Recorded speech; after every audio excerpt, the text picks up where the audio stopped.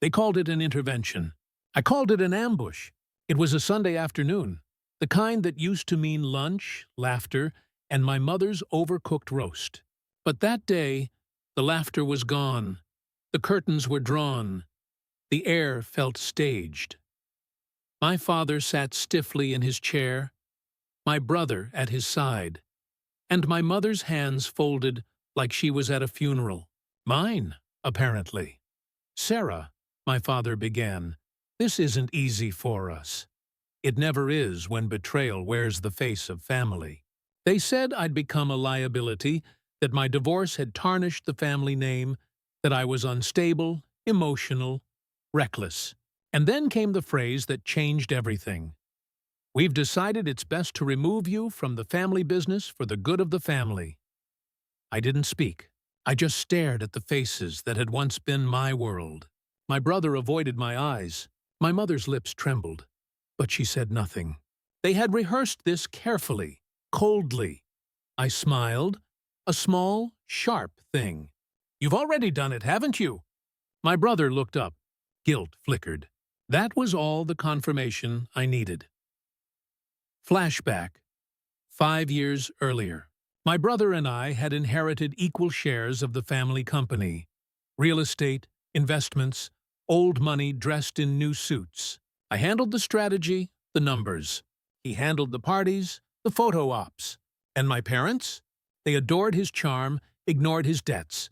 I didn't mind, not then, because I thought family meant loyalty. Then came my divorce. My husband had cheated. The tabloids got wind, and suddenly I was the scandal. My brother spun it to our shareholders as a temporary leave.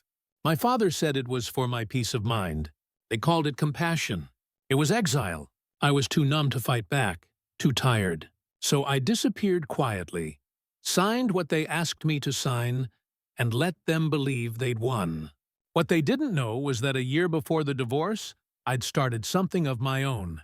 Discovery of betrayal. It started small. Missed calls, closed-door meetings, my name disappearing from documents I'd written. I asked questions. Got silence. I noticed my brother's new car, my father's new office wing, my mother's new pearls, all funded by the company I had built, managed and bled for. The final blow came through an email.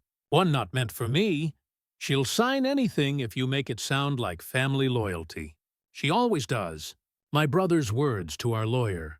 That's when something inside me snapped.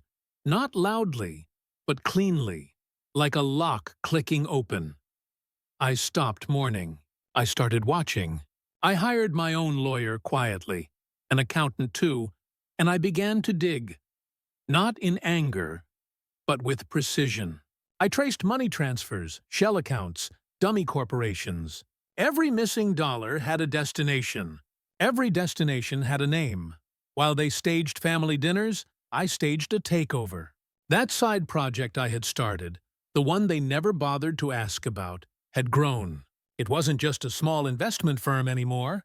It was a network. I had built silent partnerships, bought assets under holding companies, even acquired a controlling share in one of our own subsidiaries. By the time they called that intervention, I already owned 40% of the family empire legally, quietly. The execution. A month after the intervention, my brother called a board meeting. He planned to formally remove me. He didn't know that I now controlled the board majority. I arrived in silence, black suit, no expression. He started his speech, his usual blend of arrogance and rehearsed sympathy. "We love Sarah, but sit down, Daniel," he began. He blinked. The chairman, an old ally of mine, cleared his throat. "Actually, Daniel, there's been a change in ownership structure." My brother's face paled as the documents circulated. He scanned the pages, his jaw tightening with every line. My father leaned in. "What is this?" I folded my hands calmly. "It's what happens when you underestimate the liability you tried to erase." By the end of that meeting, Daniel was out. My father retired voluntarily. My mother cried, but not for me, never for me. I walked out of that building without looking back. For the first time, the power they'd stolen felt like it was returning home. Climax. 2 weeks later, they called me again. My mother's voice trembled over the phone. "Sarah, please. We didn't know it would come to this." I almost felt sorry for her. Almost. "You always said it was for the good of the family," I said. "So tell me, how does it feel when the family finally learns what that costs?" Silence. And then a quiet sob. I hung up. Resolution. Now I sit in the same house where that so-called intervention took place. The curtains are open this time. The air feels clean. Their portraits still hang on the walls, but the eyes don't seem to judge me anymore. They wanted to erase me for the good of the family. What they didn't realize was that I was the family's backbone all along.